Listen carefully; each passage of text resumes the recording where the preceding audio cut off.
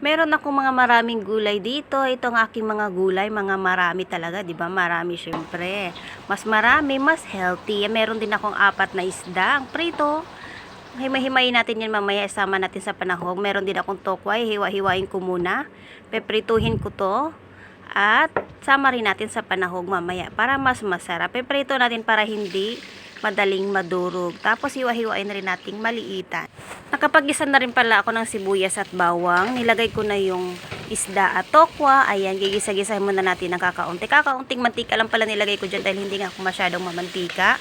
Ginisa ko na rin pala sa patis at sabay-sabay ilunod ang mga gulay. Sabay na rin lagyan natin ng 2 basong tubig, pampasabaw. Timplahan na rin natin ng asin, ajinomoto, at pamintang durog na marami para mas malasa ang pamintang durog. At syempre toyo kasi pakbit nga, 'di ba? Hindi pwedeng walang pampakulay. Tinakpan ko muna ng mga 5 minuto para maluto talaga. At ito na mga lalabs, luto na. Pinahabulan ko na rin ng oyster sauce para may manamis-tamis na lasa, kakaibang lasa. At paghalo-haluin para yung lasa ay manuot talaga. Nuot sa sarap. At nilagay ko na rin ang kangkong. Kangkong, gulay, green leaves. Yes. Kailangan natin ng gulay sa ating buhay.